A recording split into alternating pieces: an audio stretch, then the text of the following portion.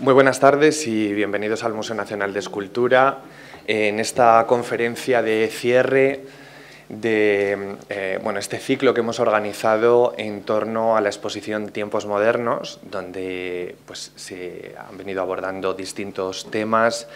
de carácter más o menos especializado que tienen que ver con piezas que están contextualizadas dentro de la exposición y con artistas que tuvieron una particular relevancia y que en el contexto de los estudios de historia del arte son figuras que están en curso de investigación, en curso de constantes descubrimientos, de actualizaciones y que hasta hace relativamente poco tiempo la verdad es que había hasta ciertas dudas o una cierta oscuridad en torno a ellas. Bueno, pues esta tarde tenemos con nosotros a Ismael Montt. Es profesor asociado de Historia del Arte en Salamanca, en el área de Historia del Arte, y defendió su tesis doctoral sobre Vasco de la Zarza en el año 2022 y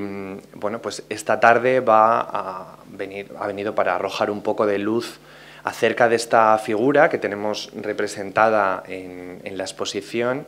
y que, es un artista fundamental también para entender la implantación del pleno Renacimiento en España, ¿no? Aunque Ismael nos va a contar más sobre esto, su presencia en Italia fue una cuestión debatida durante mucho tiempo, no quedaba completamente clara, se vinculó con los focos de Sicilia y de Lombardía, Ismael ha contribuido sustancialmente en su tesis doctoral a clarificar muchos de estos aspectos vinculándolo a otros focos del Renacimiento, como por ejemplo Florencia o Roma, que precisamente son también los focos a los que acudían otros escultores, otros artistas españoles de ese mismo periodo, ¿no? Por lo tanto, vamos a ver qué descubrimos esta tarde con esta ponencia de Ismael. Y te dejo la palabra. Muy bien. Muchas gracias, Javier.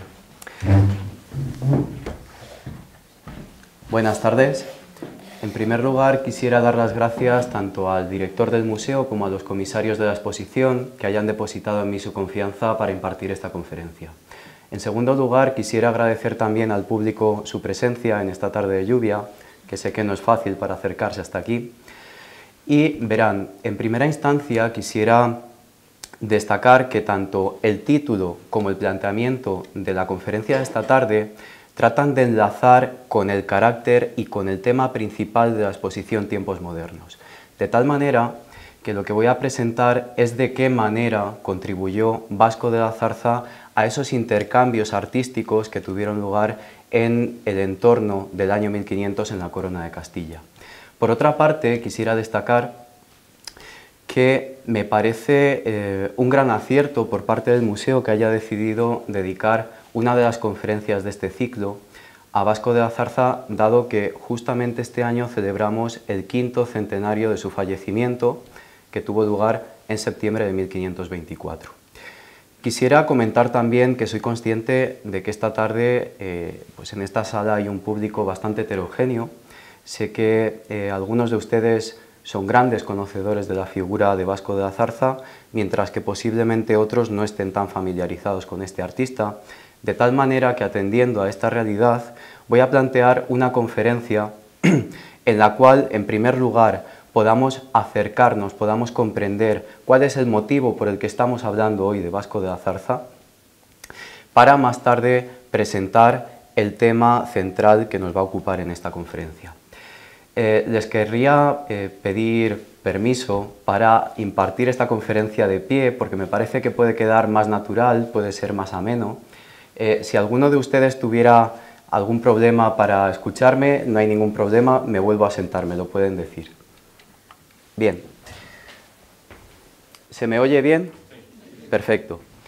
Bueno, pues verán, en primer lugar, habría que aclarar quién es Vasco de la Zarza. Él es un escultor y maestro de obras que está documentado en la Corona de Castilla entre el año 1499, fecha en la cual disponemos del primer testimonio escrito que lo documenta trabajando en la Catedral de Toledo, hasta 1524, fecha que, como he dicho, es el año de su fallecimiento. Verán, si destaco el hecho de que él sea maestro de obras, es porque tradicionalmente la mayor visibilidad y la mayor atención que han tenido los estudios sobre este maestro se ha focalizado hacia su faceta como escultor y, sin embargo, quisiera aprovechar la ocasión de esta tarde para reivindicar su faceta como maestro de obras. Él destaca no solo por los proyectos arquitectónicos que lleva a cabo, sino que destaca también por diferentes informes de obras que le encargaron, y tiene una grandísima capacidad y calidad como tracista. Verán, Vasco de la Zarza destaca fundamentalmente, si forma parte de nuestra historia del arte, es porque tiene el mérito de haber sido uno de los primeros artistas castellanos que va a introducir las formas del Renacimiento italiano en el marco de la plástica castellana. Pues bien, vamos a empezar nuestro recorrido y, en primer lugar, quisiera presentar un breve estado de la cuestión sobre el estudio de este maestro. Es decir, vamos a hacer un pequeño repaso general sobre cómo han evolucionado los estudios sobre el maestro, que al mismo tiempo nos va a permitir comprender un poco cuál es la importancia de su figura. Para ello nos tenemos que remontar al siglo XVIII. En aquella centuria se dan a conocer las dos primeras noticias escritas sobre el maestro. Una de ellas es la que transcribe el canónigo de la Catedral de Toledo, Francisco Pérez Cerdano, quien localizó en el libro de gastos y fábrica de la Catedral de Toledo un pago que se realiza a Vasco de la Zarza por la creación, por la talla de una imagen de San Gregorio para el retablo mayor de la catedral, que se estaba construyendo en aquellos años. Por otra parte, en ese mismo siglo, Eugenio Llaguno documenta también la participación, la elaboración por parte de Zarza de 3 informes que él realiza para la obra de la Catedral Nueva de Salamanca. Sin embargo, aquellos autores, a pesar de que dan a conocer aquellas noticias, no profundizan en el estudio del maestro. Habría que esperar hasta los años 1900-1901, fechas en las que Gómez Moreno se encuentra en Ávila con motivo de la realización del catálogo monumental de la provincia de Ávila. Debido a aquella labor, Gómez Moreno, uno de los trabajos que lleva a cabo es un vaciado documental del archivo catedralicio de Ávila, y entre la documentación que él estudia se encuentra con que Vasco de la Zarza aparece documentado como autor de toda una serie de intervenciones artísticas que se van a llevar a cabo en esa catedral a principios del siglo XVI. Aquello para Gómez Moreno constituyó un gran descubrimiento, y a partir de ese momento él empieza a estudiar la figura de Vasco de la Zarza. Fue el primer historiador que estudia a este maestro. De tal manera que él empieza a documentar las primeras obras que el maestro realiza en la catedral. Estamos en el año 1508, cuando se registra un pago a Zarza por su trabajo en la labor de masonería del retablo mayor, y de 1508 también en 1508 se fecha el acuerdo al que llega Vasco de la Zarza junto con el maestro Pedro de Viniegra para realizar la reforma del claustro catedralicio. Pocos años más tarde va a empezar el trabajo en la que va a ser su obra cumbre, el monumento fúnebre del Tostado. Hablamos propiamente del monumento fúnebre refiriéndonos al sepulcro que ven en esa calle central, y 2 o 3 años más tarde él va a llevar a cabo los retablos de los evangelistas, los 4 retablos de los evangelistas que flanquean a lo que consideramos propiamente el monumento fúnebre. Otras obras que Vasco realiza en la catedral van a ser el baptisterio y el pie de la pila bautismal, el sagrario del retablo mayor, que va a realizar unos años más tarde, y Gómez Moreno, con todas estas obras que documenta, es capaz de definir, de identificar una serie de rasgos formales propios del maestro, y a partir de ahí empieza a atribuirle otras obras que, si bien no están documentadas, sí que comparten los rasgos estilísticos con aquellas que aparecían registradas. Un ejemplo es el de la puerta de la sala capitular,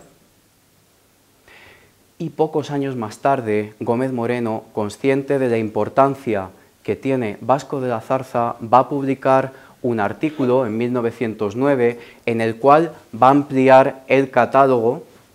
del maestro que ya había iniciado unos años antes, y le va a atribuir otras obras que ya no están en Ávila, sino que están en lugares como por ejemplo Toledo. Aquí les estoy mostrando el sepulcro del obispo de Ávila, Alonso Carrillo, en el cual Gómez Moreno se muestra bastante sorprendido porque dice que ningún autor había hablado sobre la firma de Zarza que ven justo por encima en esa inscripción que está a los pies del obispo. Bien, en esta misma capilla de San Ildefonso de la Catedral de Toledo, a Zarza también le va a atribuir el sepulcro del hermano del obispo Carrillo, Íñigo López Carrillo, que había sido virrey de Cerdeña. Bien, ¿cuáles son las grandes aportaciones de Gómez Moreno respecto a Zarza? En primer lugar, crea un catálogo bastante amplio, bastante bien definido sobre este autor. Por otra parte, es el primero que plantea la posibilidad de que el maestro hubiera realizado un viaje a Italia, y por otra parte destaca el carácter prematuro de la utilización de esos modelos italianos en la obra de Zarza. Aquí les he seleccionado un fragmento de un texto de Gómez Moreno en ese catálogo monumental, en el que él expresa: ahora hemos de hacer sitio a Zarza en nuestra historia, refiriéndose a nuestra historia del arte, y destaca cómo se adelanta más de 10 años en esa introducción, en esa incorporación de modelos italianos frente a otras grandes figuras de nuestro Renacimiento como Ordóñez, Diego Siloé y Alonso Berruguete. Gracias a la aportación de Gómez Moreno, Vasco de la Zarza empieza a formar parte de nuestra historiografía. Vasco de la Zarza empieza a figurar en las monografías de historia del arte del Renacimiento español. Y a lo largo del siglo XX va a haber diferentes autores que van a seguir contribuyendo al estudio de este artista. Algunas de sus principales aportaciones van a consistir en la realización de nuevas atribuciones. Una de ellas, por ejemplo, va a ser la del conjunto de sepulcros que realiza en la iglesia de San Francisco de Cuéllar, que, como saben, se convirtió en el panteón funerario de la familia de Beltrán de la Cueva. Debo destacar que ha existido un largo e intenso debate historiográfico acerca de la atribución de este conjunto de sepulcros, que ahora vamos a ver, ya que no están en su ubicación original, porque se ha debatido acerca de la dualidad que manifiestan estos sepulcros, en cuanto a que hay partes que manifiestan la intervención de Gil Siloé, hay una correspondencia con las obras de Gil Siloé, mientras que hay otras partes que presentan una correspondencia con la obra de Vasco de la Zarza. Pues bien, la ubicación original que tuvieron estos sepulcros la ven aquí. En el brazo sur de la iglesia ven cómo queda la huella del arranque de un sepulcro. Ahí estaría el sepulcro de Mencía Enríquez, la segunda esposa de Beltrán de la Cueva. En el brazo norte del transepto estaría el sepulcro de Gutiérrez de la Cueva, hermano de Beltrán, y en el crucero, frente al altar, habría un túmulo funerario donde se encontraba la efigie yacente de don Beltrán, acompañado del yacente de su primera y tercera esposa. Lo que sucedió con estos sepulcros es que, bueno, por una parte, este convento fue desamortizado en el siglo XIX, la bóveda del crucero se derrumba posteriormente, a principios del siglo XX, cayendo sobre el túmulo central, del cual conservamos escasos fragmentos. Ahora voy a mostrar algunos de ellos, y en aquellas mismas fechas, a principios del siglo XX, se van a arrancar los dos sepulcros murales que actualmente se conservan en la Hispanic Society de Nueva York. Estos sepulcros los están viendo aquí. A la izquierda ven una imagen de ese sepulcro de Gutiérrez de la Cueva. A la derecha les traigo una recreación que ha hecho el conservador de la Hispanic Society, Patrick Denagan. El otro sepulcro mural sería el de Mencía Enríquez, obra clara de Zarza, que estaría en el otro lado del transepto. Y aquí les muestro algunos de los fragmentos del túmulo funerario que se han conservado. Uno de ellos precisamente se conserva aquí en el Museo de Valladolid y otros restos están dispersos por diferentes partes, tanto en la iglesia de San Francisco de Cuéllar como en la propia Catedral de Segovia, donde también se conserva uno de los relieves. Bien, otra de las obras que se ha atribuido en el siglo XX a Zarza y que se ha incluido en su catálogo es su trabajo en la capilla funeraria de Santa Ana, abierta junto a la excolegiata de Ampudia, en Palencia. Vasco de la Zarza seguramente habría sido el autor tanto de la obra arquitectónica como del retablo que están viendo ahí. Si bien es cierto que ese retablo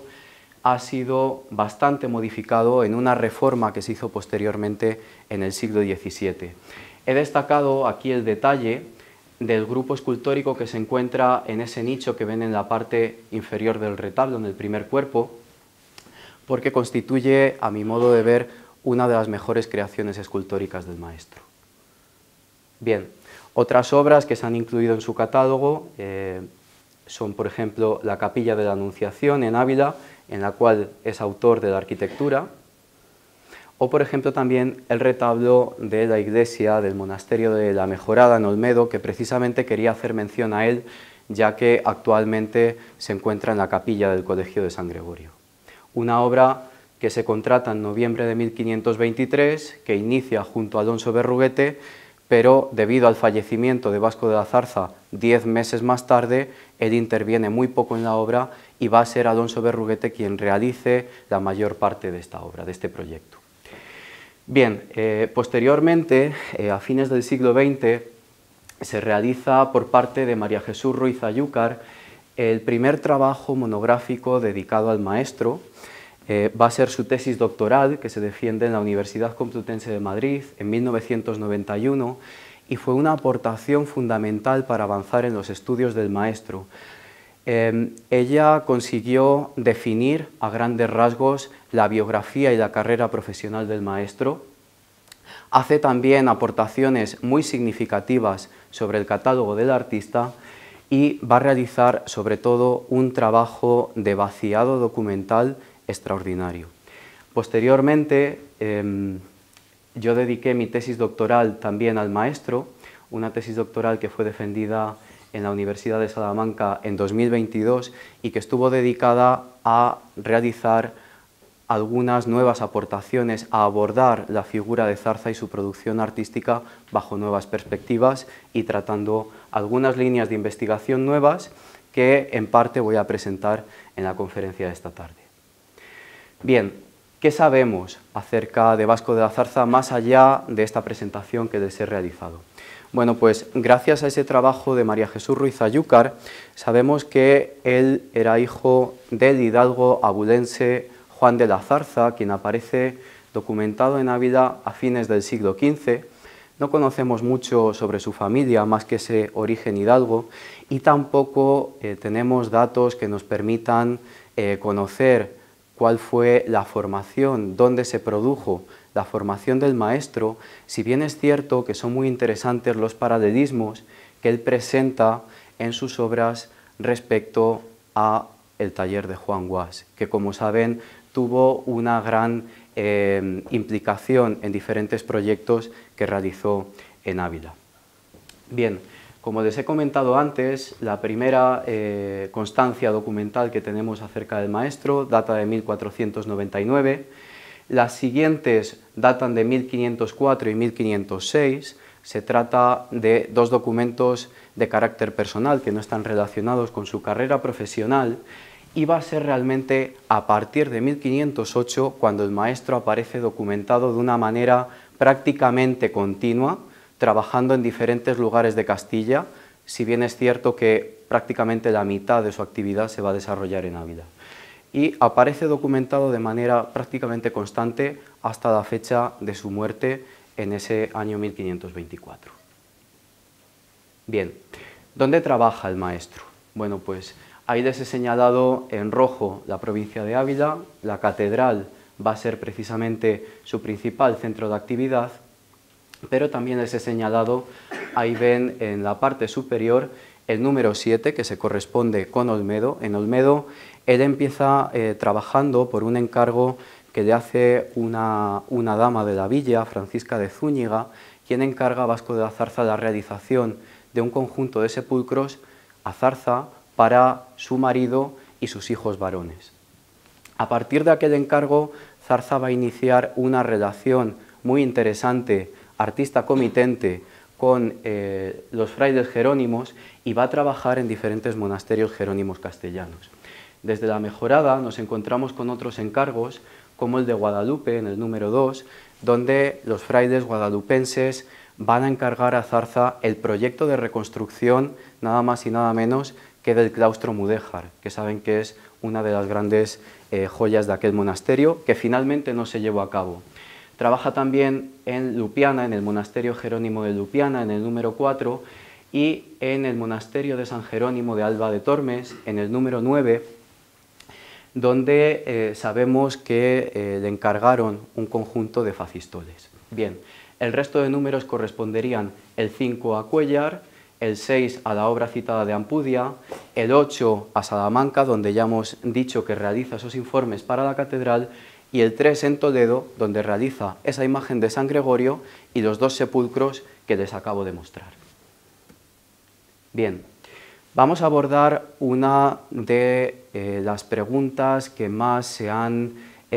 planteado desde la historiografía, uno de los grandes debates que ha existido en torno a su figura. ¿Cómo un artista castellano de principios del 500 alcanzó unas cotas tan altas de calidad y perfección en una producción artística a la antigua? Recuerdan que les dije que Gómez Moreno ya había planteado la posibilidad de ese viaje a Italia, y siempre cuando hemos abordado el estudio de la figura de Zarza nos hemos fijado en Italia, pero sin embargo no hemos tenido tan en cuenta cuáles son aquellas fuentes gráficas, aquellas fuentes visuales, aquellos modelos de los que él pudo disponer en Castilla y que pudieron tener una gran relevancia en su obra. En este sentido, debemos destacar la influencia que tuvieron los modelos de Pedro Berruguete en el trabajo de Zarza. Verán, hay que hacer una introducción a este tema. Pedro Berruguete se vincula a Ávila en la década de 1490, cuando se le encarga la creación del retablo mayor del monasterio dominico de Santo Tomás y otra serie de obras que actualmente se conservan en el Museo del Prado, se desplazaron a raíz de la desamortización del monasterio, y hay que calibrar el impacto que debió de tener el paso de un artista tan vanguardista como Pedro Berruguete por la ciudad de Ávila, una ciudad tan activa artísticamente. Bien, prueba de ese impacto lo tenemos, por ejemplo, en que pocos años más tarde de que realice la obra del monasterio de Santo Tomás, el cabildo de la catedral de Ávila le va a llamar para que realice las tablas del retablo mayor. El primer pago a Pedro Berruguete está documentado en 1499, va a haber otros pagos sucesivos hasta el fallecimiento del artista. El último pago que se le realiza data ya de 1506, cuando el pago se realiza a la familia, ya que él había fallecido. Pues bien, debemos de pensar que Vasco de la Zarza tuvo un contacto con Pedro Berruguete. Aquel paso de Pedro Berruguete por Ávila debió de generar un impacto en un artista mucho más joven como era Vasco de la Zarza. Un aspecto que me gustaría destacar es que el hecho de que Pedro Berruguete sea pintor no significa que Vasco de la Zarza no pueda tomar modelos del artista. Y esto es justamente lo que les voy a presentar. Aquí a la izquierda ven un detalle del relieve de San Juan Evangelista que Vasco de la Zarza realiza junto al monumento fúnebre del Tostado, y vemos la correspondencia que existe con la pintura de San Juan Evangelista que Pedro Berruguete había realizado casi 2 décadas antes en la predela del retablo del monasterio de Santo Tomás. Vemos cómo toma detalles muy significativos, como por ejemplo incluso el propio tintero que cuelga del pico del águila. Y si seguimos recorriendo estos retablos que flanquean el monumento fúnebre del Tostado, vemos como, por ejemplo, en el caso de la figura de San Mateo, también va a haber una correspondencia, pero en este caso no con una pintura de Berruguete que esté en Ávila, sino con esta tabla que crea para el retablo de la iglesia de Santa Eulalia en Paredes de Nava. Vemos además aquí cómo sigue los modelos de una manera bastante fiel, los modelos de Berruguete, si bien es cierto que introduce algunas pequeñas modificaciones. En el caso de la figura de San Marcos, podríamos comentar exactamente lo mismo. Va introduciendo una serie de pequeñas modificaciones, como por ejemplo ven que Zarza cambia el gesto que San Marcos está realizando con su mano derecha, no está apuntando el texto sagrado, sino que está escribiendo sobre el libro. O por ejemplo también vemos cómo toma algunos esquemas, como por ejemplo este que me parece muy interesante, en el retablo de San Lucas, en el cual en las enjutas del arco apreciamos cómo se incluyen esos 2 medallones con figuras de emperadores que ya había utilizado previamente Pedro Berruguete en esta sarga que actualmente se conserva en el Museo del Prado, pero que procede de la iglesia abulense de San Pedro y posiblemente en un primer momento hubiera estado en el monasterio de Santo Tomás. Siguiendo con estos mismos retablos, vemos cómo en la parte superior de los retablos de los evangelistas, Zarza va a crear estos tímpanos que ven ahí, en los cuales va a insertar las representaciones de diferentes reyes bíblicos,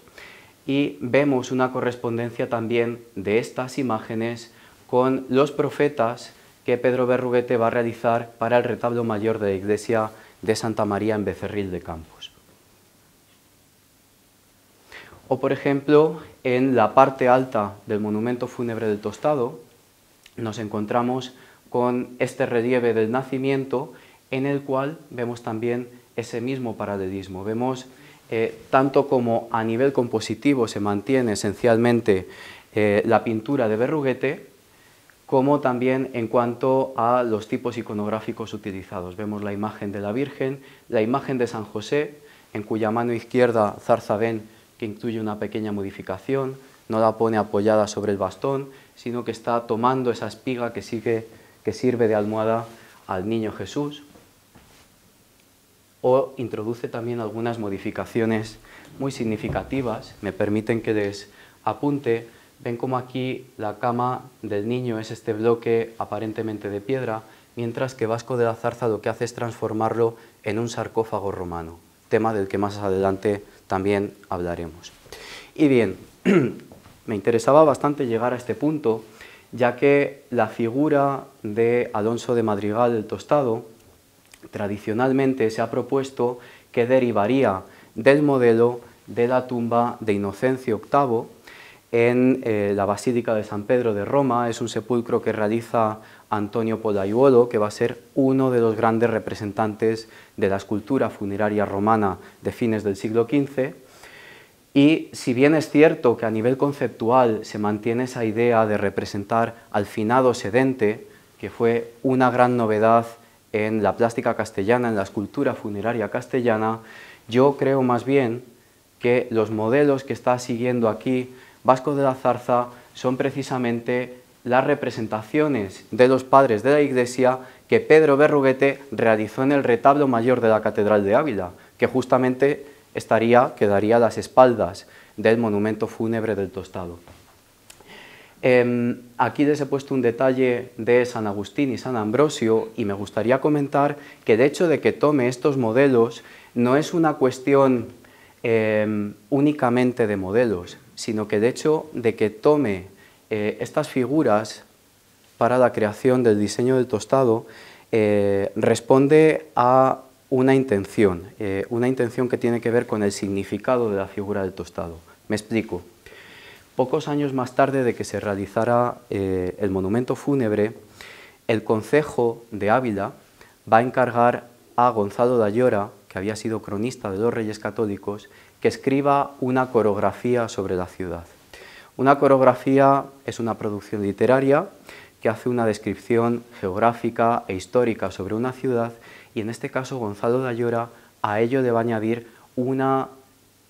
impresionante exaltación de la historia de la ciudad de Ávila, para destacar las grandezas de la ciudad. Estamos en el marco, además, de la llegada de Carlos V. Ávila está reivindicando su condición de realengo, y en ese escrito de Gonzalo de Ayora, entre las grandezas que él destaca de la ciudad, se encuentra precisamente una descripción que él hace del recién creado monumento fúnebre. Habla de que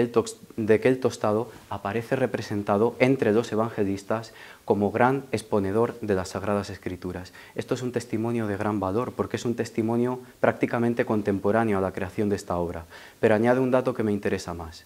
y que va en relación a lo de Berruguete, y es que Gonzalo de Ayora comenta que en aquel momento se estaba intentando hacer santo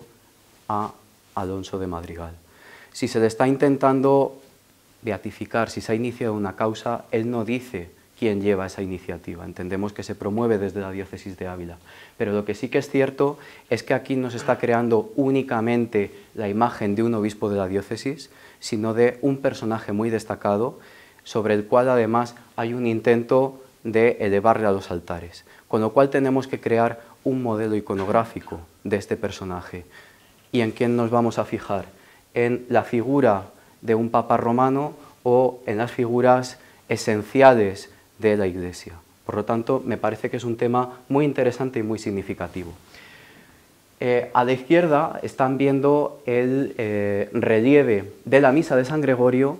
que Vasco de la Zarza realiza en el sepulcro del obispo Alonso Carrillo, en Toledo, y a la derecha están viendo la tabla de Pedro Berruguete que dedica al tema homónimo y que se encuentra en la Catedral de Segovia. Bien, si se dan cuenta, lo que hemos planteado aquí es cómo estos modelos de Zarza plantean una correspondencia con diferentes obras de Pedro Berruguete. El problema estaría resuelto si solo remitiera a obras de Pedro Berruguete que se encuentren en Ávila. Sin embargo, han visto el recorrido que hemos hecho a través de la obra de Berruguete por diferentes provincias: Burgos, Palencia, Segovia. Por lo tanto, no es plausible pensar que Vasco de la Zarza hiciese un recorrido conociendo todas aquellas obras, sino que existiera otra posibilidad. Por lo tanto, dada la importante presencia de Pedro Berruguete en Ávila y dada la proximidad de las fechas en las que Berruguete trabaja en Ávila y Zarza también, es posible que existiera un contacto entre ambos maestros. No sabemos en qué sentido, pero es posible que Zarza tuviera acceso a los diseños de Berruguete. Esto sí que podría ser una explicación para poder dotar de sentido a todas estas correspondencias que estamos presentando aquí. Bien, por otra parte, hay otra cuestión fundamental para comprender cuál es la cultura visual que tiene Zarza y que va a tener una importancia capital en su proceso creativo. Son los grabados. El tema de los grabados había sido tocado solamente en una ocasión, y yo les quiero presentar lo siguiente. Vasco de la Zarza utiliza grabados de diferentes partes de Europa. Vamos a empezar comentando el caso italiano a través de un ejemplo, y nos vamos nuevamente a Ampudia y vemos cómo ese grupo de Santana Triple, muy acertadamente Ruiz Ayúcar planteó que estaba inspirado o que dependía del modelo que muy poco tiempo antes Andrea Sansovino había creado en la Basílica de Sant Agostino de Roma. Una comparación que me parece muy significativa porque además esta imagen está vinculada a un contexto funerario, está dedicada al lugar de enterramiento de un cardenal de Luxemburgo que falleció en Roma. Pues bien, lo que nos debe sorprender es cómo un maestro que está en aquellos años documentado en Castilla reproduce este modelo romano. Entonces, la posibilidad, otra opción, sería que él hubiera utilizado este grabado que ven aquí a la derecha del maestro Nadat. Ven que las letras están invertidas, he dado la vuelta a la imagen, y que justamente se creó, seguramente, nada más terminarse el grupo de Andrea Sansovino. El hecho de que se cree este grabado es muy interesante porque nos habla del gran impacto, de la gran repercusión que tuvo la creación del grupo de Andrea Sansovino, que fue grandísimamente elogiado en la Roma de aquella época. De hecho, hay detalles significativos que vemos en la obra de Ampudia, como por ejemplo el hecho de que Zarza incluya este grupo dentro de ese nicho con una bóveda de cuarto de esfera casetonada, con esa perspectiva reducida, que no se está correspondiendo con el modelo de Sansovino, sino que más bien presenta un paralelismo con esa venera que utiliza el maestro Nadat en ese grabado. Les había puesto en la parte superior de esta plana esa imagen de la Santana Triple que Alejo de Bahía había creado muy pocos años antes y que nos permite ver, lo comentábamos hace unas semanas con los comisarios de la exposición, cómo Alejo de Bahía representa ese ocaso de esa tradición medieval con esa perspectiva jerárquica con la que aparece representada Santa Ana, y cómo poquitos años más tarde Vasco de la Zarza va a realizar un grupo escultórico que representa ese nuevo aire que viene de Italia. Bien, otra de las vías por las que llega esa influencia de fuentes gráficas a la obra de Zarza va a ser Francia. En concreto, Miguel Ángel Marcos ya presentó hace unos años un artículo en el que trataba este tema y planteaba un aspecto muy interesante que yo simplemente quería comentar por encima esta tarde, y es cómo en los relieves del túmulo de Beltrán de la Cueva aparece esa correspondencia con los grabados de 2 libros de horas que va a estampar Philippe Pigouchet entre 1497 y 1508. La edición de 1497 va a tener una segunda edición en 1501, que se corresponde con las imágenes que he seleccionado ahí, y luego va a haber una posterior de 1508. Bien, y por otra parte los grabados alemanes. Este es un tema que me parece capital y de un grandísimo interés, ya que en la obra de Vasco de la Zarza vamos a ver una utilización recurrente y muy interesante de grabados alemanes, y fundamentalmente de Alberto Durero y de Martin Schongauer. Saben que la utilización de grabados en la plástica española se viene observando ya desde el siglo XV, a fines del siglo XV es sobre todo significativa en la Corona de Aragón, y ya a partir de aquel momento vemos cómo va a ser la obra de Alberto Durero la que va a tener un impacto mayor en este sentido. Bueno, pues en la obra de Zarza vemos lo mismo. En concreto, aquí les he puesto la imagen del retablo de San Marcos, también asociado a ese monumento fúnebre del Tostado. Concretamente se está representando la visión de San Eustaquio y vemos un paralelismo bastante claro con el grabado dedicado al mismo tema por Durero, si bien es cierto que Zarza hace diferentes modificaciones. La principal de ellas es simplificar el diseño del grabado a través de la exclusión de elementos y a través de la creación de un diseño bastante más sencillo respecto a la obra de Alberto Durero para poderlo llevar a las 3 dimensiones, para poderlo llevar al relieve. Bien. Y vamos con la parte final de esta conferencia,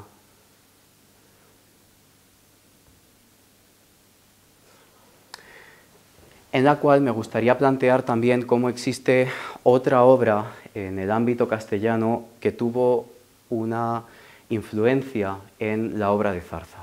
Se trata del sepulcro de Pedro González de Mendoza. Debemos de calibrar una vez más la importancia que tuvo, la novedad que supuso esta obra en la escultura funeraria castellana. Estamos hablando de una obra realmente pionera, realmente revolucionaria, y lo que hace falta es analizar cuáles son las trazas que deja esta obra en la producción artística de Zarza. Verán, vemos cómo en el sepulcro de Alonso Carrillo, que está a pocos metros de distancia, Vasco de la Zarza opta por única vez que conozcamos por transformar la cama sepulcral que venía utilizando en sus sepulcros en este sarcófago a la antica que se utiliza también en el sepulcro del Gran Cardenal. Podemos ir a detalles más particulares y vemos también cómo en el remate del sepulcro, justo en las enjutas, Zarza utiliza ese motivo de delfines afrontados por única vez que conozcamos en su producción artística. Esos delfines afrontados habían sido utilizados también en el arco del primer cuerpo del sepulcro del Gran Cardenal. Pero por otra parte, vemos también cómo Zarza podría tener influencia de esta obra en otras de sus creaciones. Lo que ven allá a la izquierda es el capitel de una de las columnas del monumento fúnebre del Tostado. Ahí ven cómo las volutas se transforman en esos dos delfines invertidos, y es un tipo de capitel, es una versión del tipo de capitel que se había utilizado precisamente en el sepulcro del Gran Cardenal.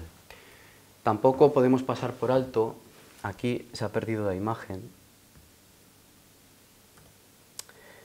Les quería presentar cómo el cuerpo superior del sepulcro del Gran Cardenal presenta la misma estructura que vemos en el cuerpo principal del sepulcro de Mencía Enríquez. Voy a pasar a la otra presentación para que puedan establecer el paralelismo, porque por alguna razón la imagen no se proyecta.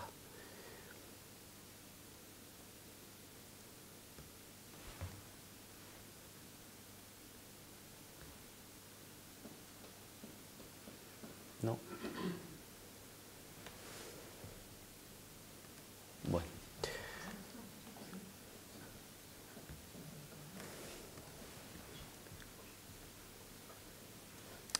Lo intentaremos más tarde.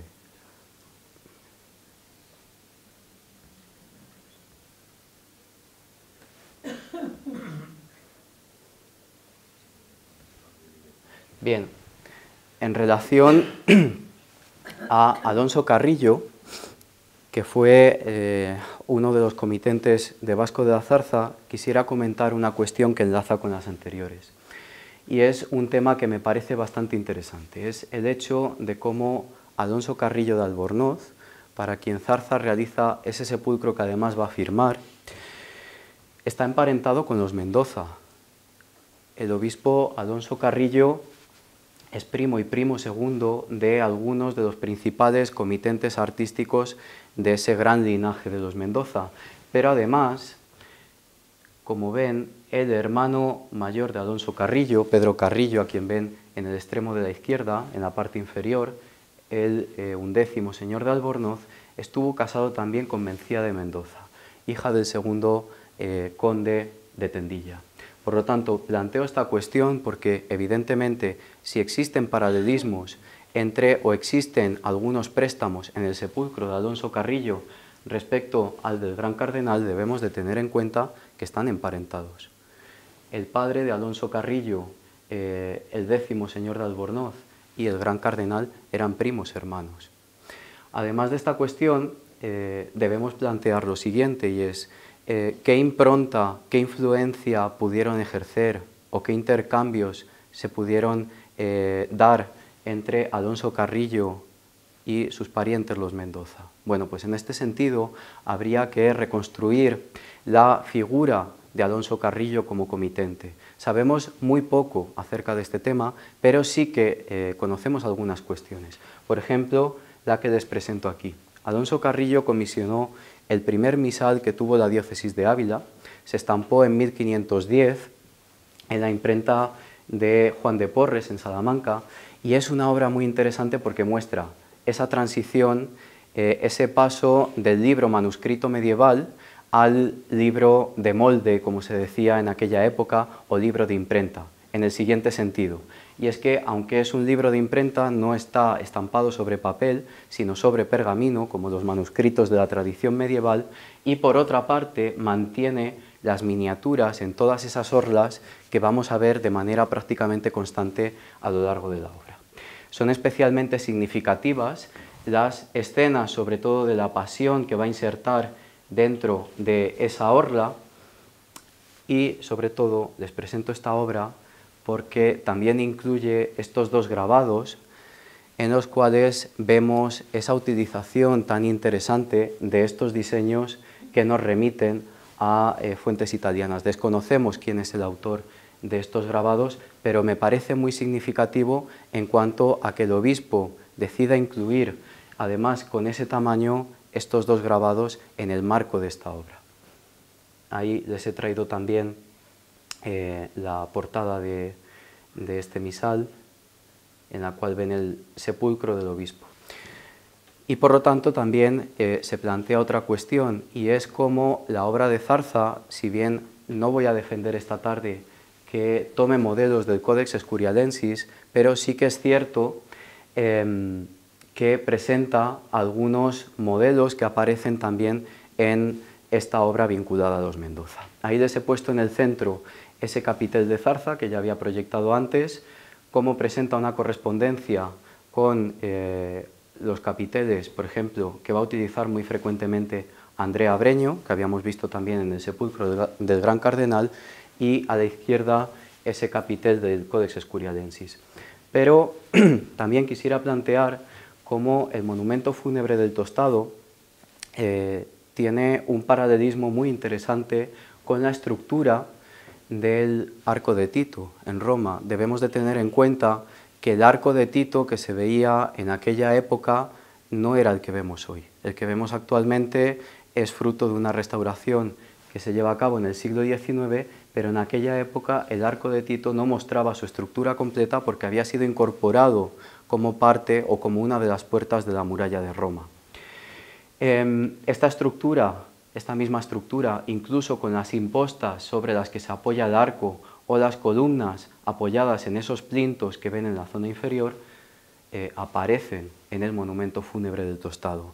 El hecho de que se pueda haber tomado este modelo no solamente se trataría de una cuestión formal, sino que podría tener una carga de significado, ya que ya hemos expuesto la importancia que se le estaría tratando de conceder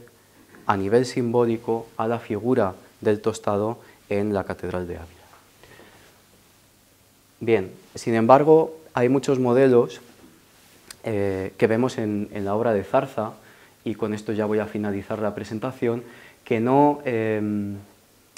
encontramos en fuentes gráficas que él pudiera tener a disposición en Castilla, con lo cual debemos de seguir manteniendo esa posibilidad ya planteada desde Gómez Moreno de que realizase ese viaje a Italia. Respecto a este viaje a Italia, la historiografía ha planteado numerosas correspondencias, por ejemplo, con el norte de Italia, fundamentalmente con Lombardía, con Sicilia, con Roma, con Toscana, de tal manera que Vasco de la Zarza se ha vinculado con numerosos focos artísticos italianos que planteaban un panorama, en cierto modo, muy heterogéneo, muy confuso, y cuando empezamos a analizar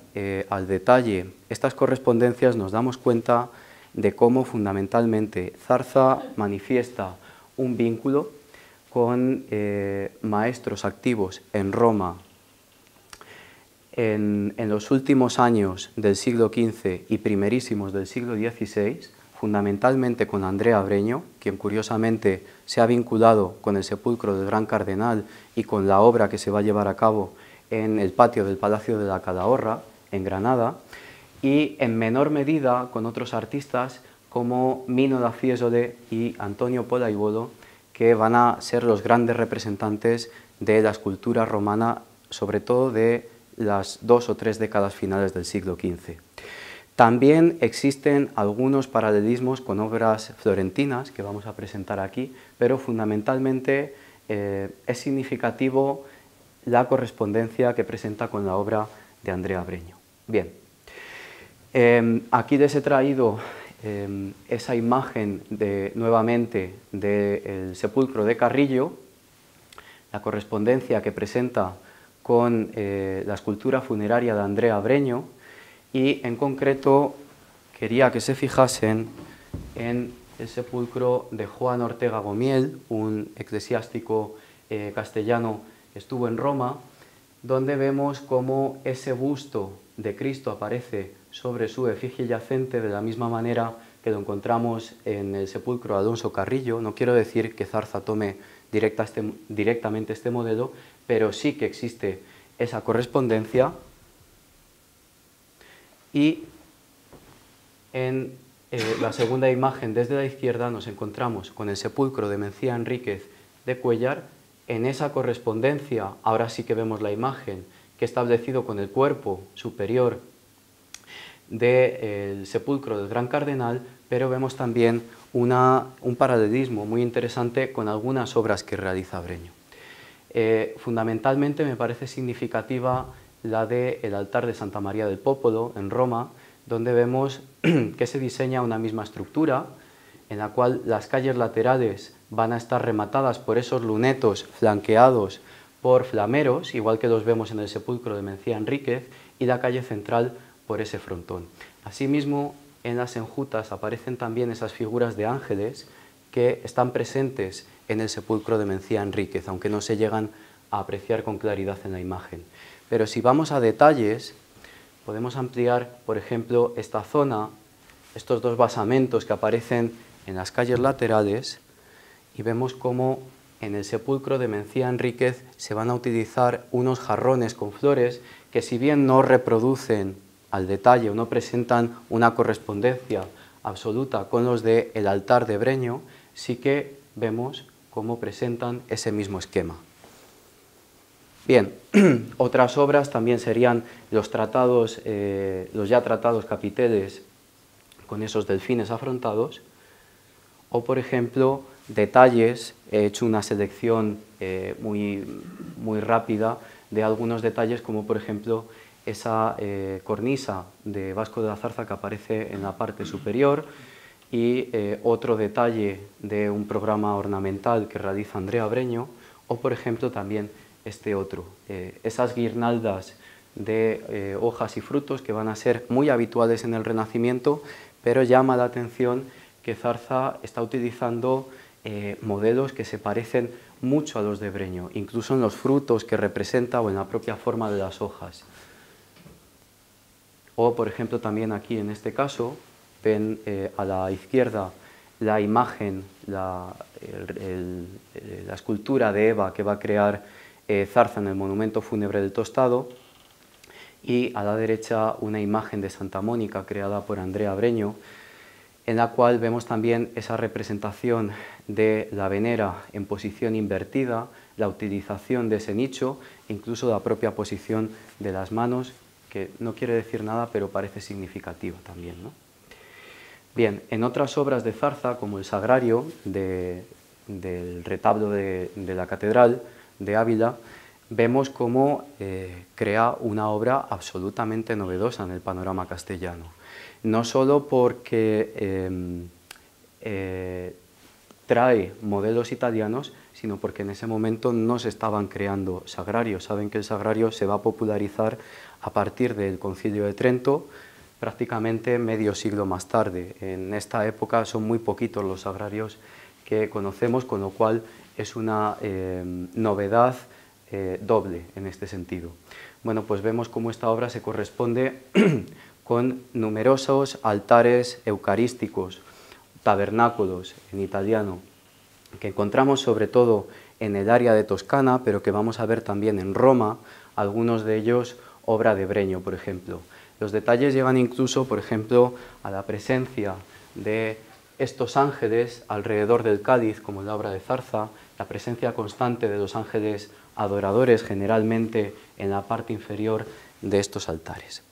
Y también en algunos relieves, como por ejemplo el que ven a la izquierda,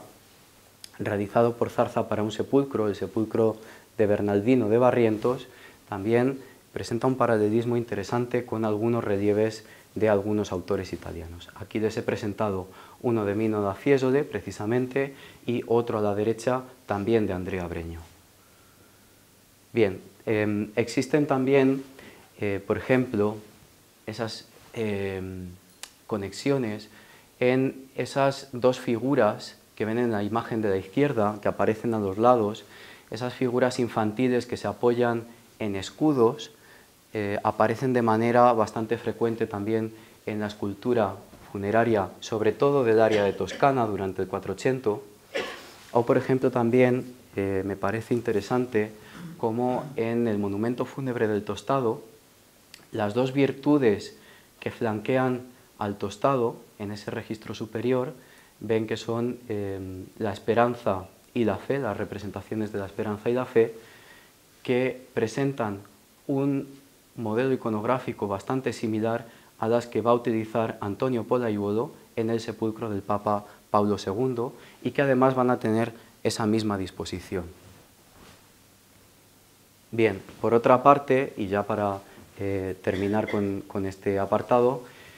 de manera recurrente Vasco de la Zarza va a utilizar los medallones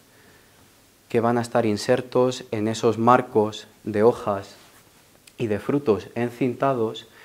que ven en la parte superior de la imagen y que reproducen un tipo de medallón que se va a utilizar de manera bastante recurrente, en este caso concreto, sobre todo en el taller de los de la Robia, que es esa imagen que ven allá a la izquierda.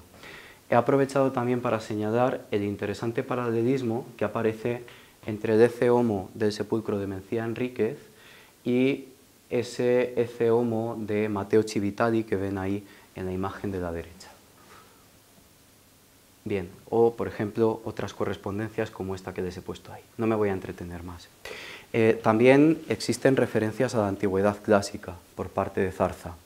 Él, por ejemplo, tanto en el pie de la pila bautismal del Baptisterio abulense, que ven justo en la imagen del centro, como en estas dos de la derecha, va a utilizar un tipo de estructura, un tipo de modelo muy característico. Esto que ven aquí son dos tambores que aparecen al pie de dos columnas, esta del monumento fúnebre del Tostado, esta otra del sepulcro de Alonso Carrillo, en los cuales vemos esa correspondencia con los altares cilíndricos de época romana que también aparecen representados en el Codex Escurialensis, pero sin embargo no presenta una conexión en cuanto al diseño con los que aparecen en el Códex, sino que vemos un interesante paralelismo con esas aras funerarias de las cuales ya se conocían muchas en el entorno del 1500. O por ejemplo, Zarza va a utilizar también mucho, va a ser uno de los primeros maestros del siglo XVI en Castilla que va a utilizar la columna abalaustrada, con un capitel a veces que presenta esos dos mascarones enfrentados, que es muy característico, que él va a tomar posiblemente de algunos grabados, aunque podría haber otras fuentes gráficas que lo podrían haber inspirado, y estos candelabros, perdón, estas columnas abalaustradas remiten a numerosos candelabros de la antigüedad que ya se conocían en Roma, como testimonia el Códex, en esos dos dibujos que vemos allá a la izquierda. En el centro les he puesto la imagen de un candelabro que se conserva en los museos vaticanos, y en las dos imágenes de la derecha como algunos autores como Andrea Breño o Desiderio da Settignano van a utilizar esos modelos y los van a llevar al relieve. Por ejemplo, en los facistoles que crea Zarza para el retablo, que crea para la catedral abulense, también está utilizando este mismo tipo de diseño. Bien, tendríamos una vez más la referencia al arco de Tito, y resulta significativo el hecho de que el entablamento que aparece en el sepulcro del Tostado presenta ese relieve que ven ahí de la comitiva de los Reyes Magos que llegan al Palacio de Herodes, y ese carácter de, vamos a decir, de comitiva a caballo. Me parece muy interesante el hecho de que coincide con la representación del desfile triunfal de las tropas romanas entrando en Jerusalén que vemos en el arco de Tito. Es decir, de alguna manera existe una correspondencia también en cuanto al tipo de tema que se va a representar en el friso del entablamento. Bien, o por ejemplo también comentaba antes cómo en el relieve del nacimiento que ven allí en la imagen de la izquierda, la cama del niño Jesús remitía a los sarcófagos romanos. Ahí en la zona inferior les he puesto algunos, como por ejemplo ese altar, en este caso no es un sarcófago sino un altar, en cuyos ángulos aparecen esas cabezas de carnero que vemos también en la obra de Zarza. Estos modelos habían sido ya tomados por algunos artistas en Roma y en Toscana, por ejemplo en la pintura de Ghirlandaio, donde vemos como este mismo tema del nacimiento utiliza también un sarcófago a la antica. Bien, por lo tanto, ya para terminar debemos plantear qué posibilidades, qué contexto podría haber para que un artista como Vasco de la Zarza hubiera realizado un posible viaje a Roma, foco artístico con el que presenta mayores paralelismos. Bueno, en primer lugar, y dicho de una manera muy abuela pluma, para no pasarme de tiempo, debemos de tener en cuenta los papados de Dos Borja, o Dos Borgia, en la segunda mitad del siglo XV, y sobre todo la importante configuración de una gran colonia española en la ciudad de Roma, seguramente la mayor colonia extranjera que va a haber en la Roma de fines del siglo XV y del siglo XVI. Esa nación española va a fundar o va a estar relacionada con la fundación que hace el obispo de Ciudad Rodrigo en 1480 de la iglesia y el hospital de Santiago de los Españoles, que les muestro aquí en la imagen y que va a ser, digamos, el centro, se va a convertir en el centro de la comunidad castellana, ya que unos años más tarde los aragoneses van a fundar en Roma la iglesia de Montserrat.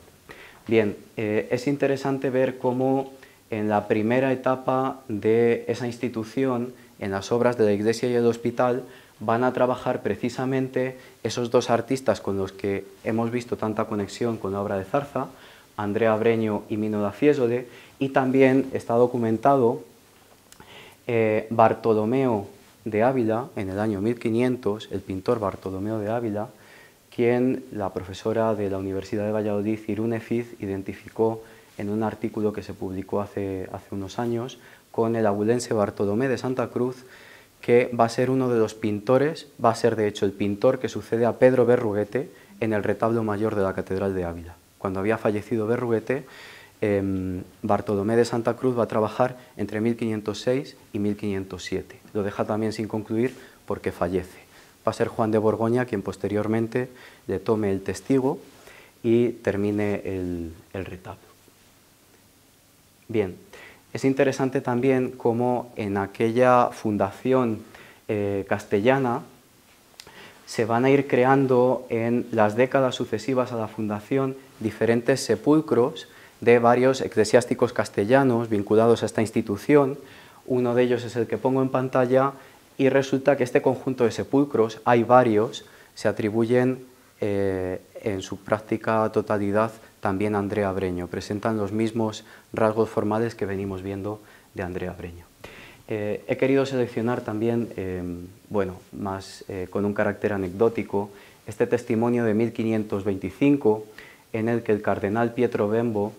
expresa esa peregrinación que se produce de artistas de cercanos y lejanos lugares a Roma,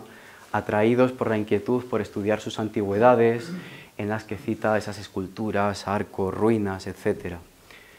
Y ahora vamos a pasar a ver cómo existe una conexión directa del obispo Alonso Carrillo con Roma. En primer lugar, hay que destacar que él aparece citado en varios documentos como protonotario apostólico y juez apostólico del Santo Padre, pero es más interesante estos dos documentos que le siguen, que son, por una parte, un auxilio real prestado a Alonso Carrillo en 1493 por la posesión de un arcedianazgo en Oropesa, diócesis de Ávila, que le disputaba un tal Antonio de Beas, del cual no tenemos constancia de quién es.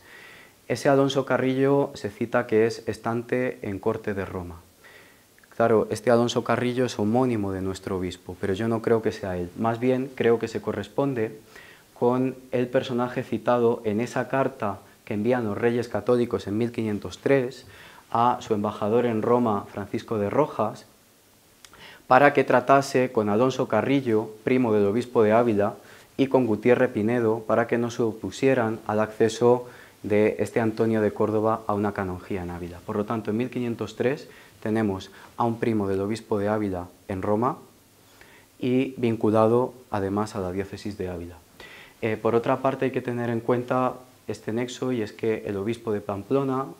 Alonso Carrillo y Acuña, pariente del obispo de Ávila, había sido rector poco tiempo antes de esa iglesia de Santiago de los Españoles y del hospital. Bien. Vamos a pasar ya a la parte final para no exceder el tiempo de la presentación, y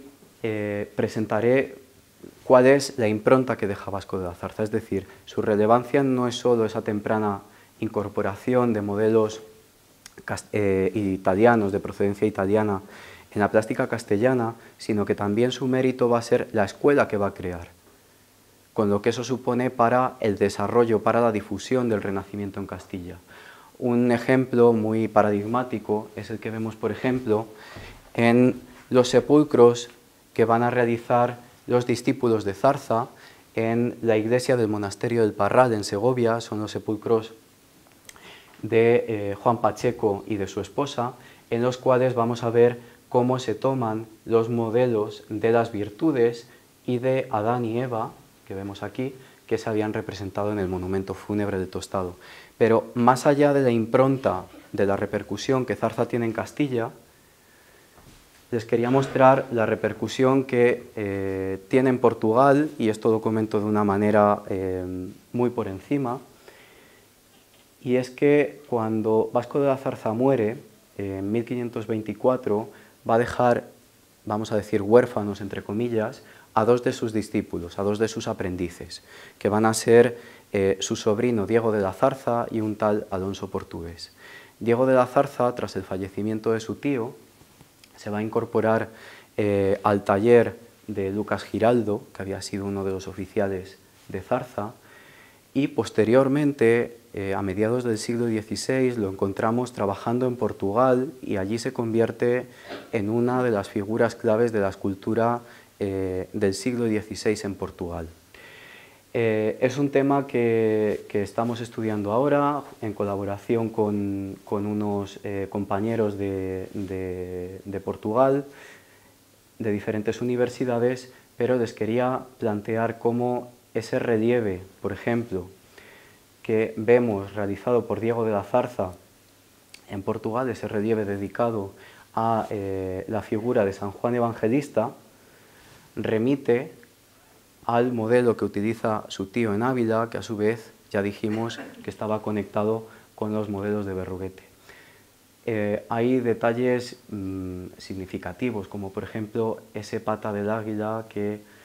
aparece en el relieve de la izquierda y que no aparece en la misma posición que el de Vasco de la Zarza, sino como el que aparece aquí en el águila que representa a Pedro Berruguete, pero bueno, son detalles menores. En cualquier caso, Diego de la Zarza se va a llevar algunos modelos de su tío a Portugal, y allí los vamos a ver reproducidos en algunas de sus obras. Por lo tanto, no es solo que Zarza tenga influencias extranjeras que van más allá de Italia, porque utiliza esos grabados alemanes o franceses, como hemos visto, sino que su impronta no solo se queda tampoco en Castilla, sino que va a llegar también al Reino de Portugal. Bueno, pues con esto finalizo esta presentación y quisiera darle las gracias por su atención.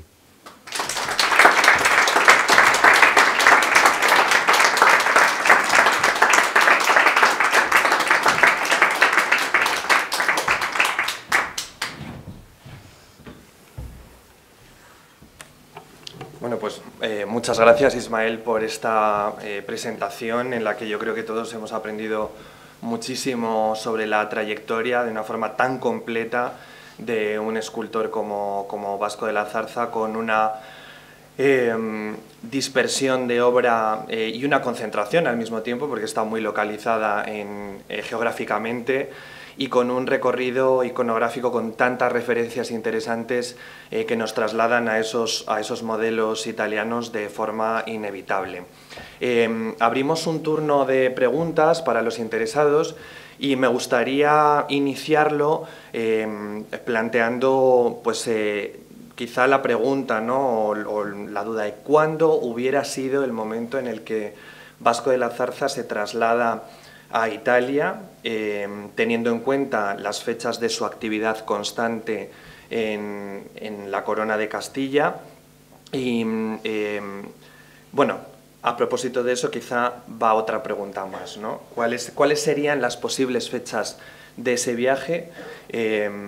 Si pudo ser un viaje formativo o pudo ser un viaje de un artista ya consolidado, formado, que va a Italia y digamos que se empapa de determinadas estéticas, pero a nivel técnico tiene ya, digamos, una formación, ¿no? Que es lo que sucede habitualmente con los artistas españoles que van a Italia, ¿no? Que tradicionalmente se consideraba que como que iban y aprendían allí, pero en realidad no es tanto así, sino que probablemente ya viajaban con una formación consolidada y allí lo que hacían era, digamos, empaparse de otras fórmulas estéticas, de otra plástica, ¿no? ¿Cómo hubiera podido funcionar ese viaje, ¿no? a Italia, en el caso de Vasco de la Zarza? Bien, pues en cuanto a la primera cuestión, que son las fechas, la cronología en la que se podría haber producido ese viaje, inevitablemente hay que ubicarlo antes de 1508, porque a partir de ese año aparece documentado de manera prácticamente continua en Castilla, como hemos comentado antes. Ahora bien, en qué fecha concreta se hubiera producido ese viaje es una cuestión complicada de establecer y que depende de múltiples factores. Uno de ellos, o uno de los más importantes, sería la participación de Zarza en el conjunto de sepulcros de San Francisco de Cuéllar. ¿Por qué? Porque es una obra en la que de manera muy prematura, anterior seguramente a las otras obras que hemos mostrado aquí, está introduciendo ya esos modelos italianos, está mostrando esa influencia. Ahora bien, no tenemos constancia de cuándo se inicia la creación de estos sepulcros. Sabemos que en 1500 hay un pago por la creación de los bultos de Cuéllar, los 5 bultos de este conjunto funerario, pero no sabemos en qué momento se incorpora Zarza. En cualquier caso, antes de 1508. Y respecto a la segunda cuestión, en condición de qué habría ido Zarza a Italia, bueno, pues de momento, ante la inexistencia de ningún documento que lo ubique ni en Roma ni en Florencia, debemos de tener en cuenta qué sabemos sobre otros artistas que en fechas similares sí que sabemos que estuvieron allí. Por ejemplo, Alonso Covarrubias, sabemos que en 1508 está en Roma, está desarrollando su actividad profesional. Está el caso también del Bartolomeo de Ávila, que ya hemos citado, documentado en 1499 y en 1500, realizando también diferentes trabajos. Estaría el caso también contemporáneo del propio Alonso Berruguete, y estarían los casos también de Ordóñez y de Siloé, que si bien están en Nápoles, se ha planteado que hubieran estado también en Roma y en Florencia. En cualquier caso, todos ellos desarrollan una actividad profesional allí. Por lo tanto, aunque no sabemos nada acerca de esta posible estancia de Zarza en Italia, habría que plantear la posibilidad de que él también desarrollara allí una actividad profesional. Pero desde luego este tema debemos de mantenerlo todavía absolutamente en la hipótesis hasta que aparezca alguna traza nueva que permita avanzar en este tema. Entonces, al respecto de esta incertidumbre que se genera por la falta de información,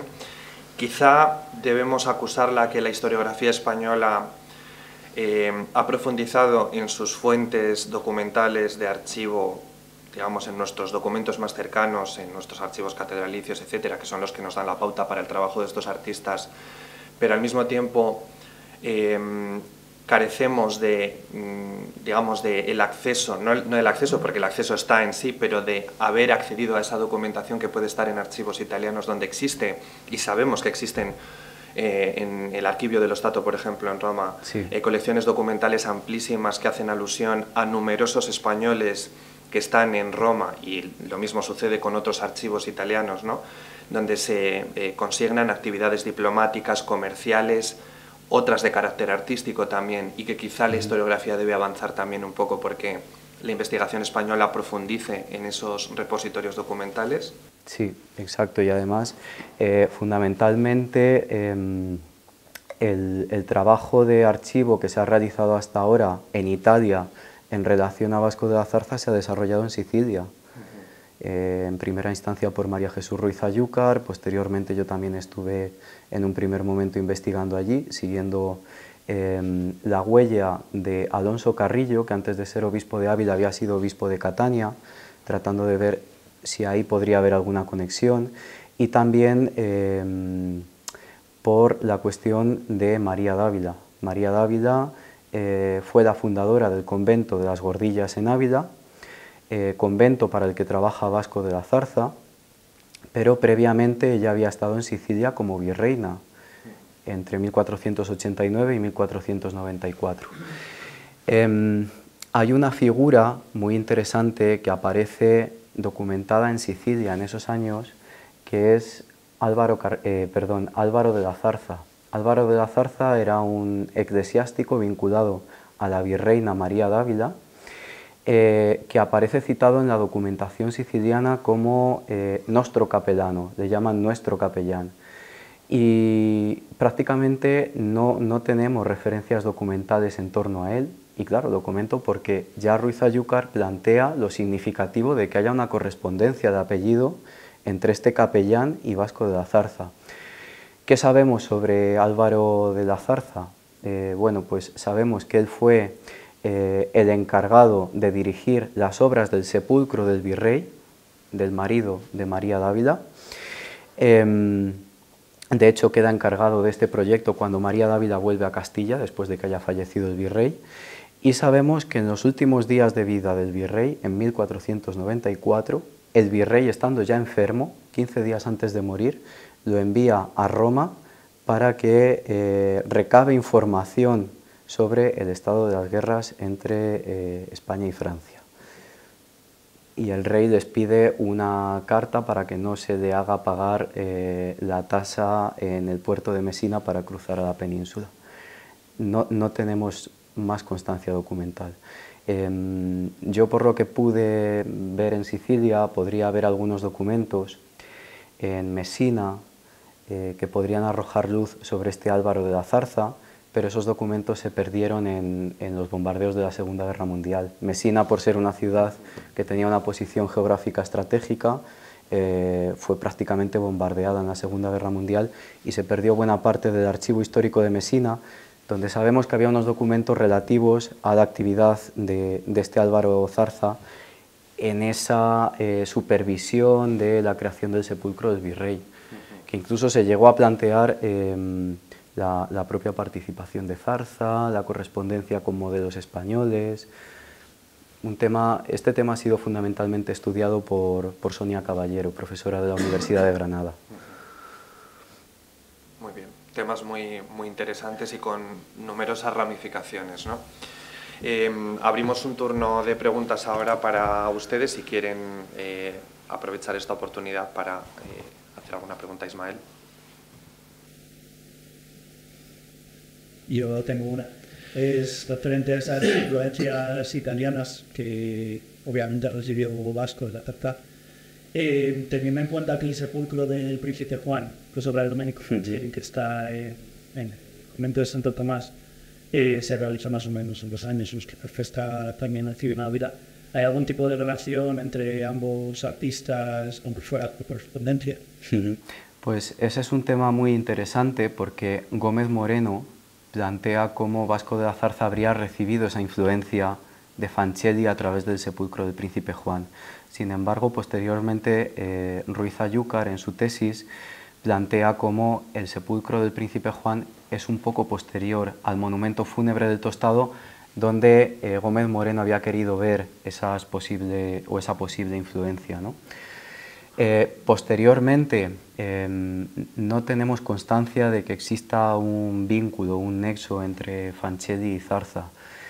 Si bien es cierto que uno de los grandes estudiosos de Zarza, que es Patrick Lenagan, el conservador de la Hispanic Society, que ha trabajado mucho el tema de Cuéllar, sí que ha defendido y ha planteado la posible conexión que podría haber existido entre Domenico Fancelli y Zarza. Pero en cualquier caso es un tema que no tenemos documentado y no aparece una correspondencia clara de modelos de Fancelli que veamos en la obra de Zarza. Muy bien, pues si no hay ninguna pregunta más, cerramos ya esta sesión y agradecemos a Ismael nuevamente su contribución con su conocimiento al contexto de estas charlas, conferencias al hilo de la exposición Tiempos Modernos, y felicidades de nuevo por ese trabajo fantástico que estás haciendo, y te deseamos también una muy buena continuación de tus investigaciones con esos proyectos que nos has comentado. Muy bien, muchas gracias.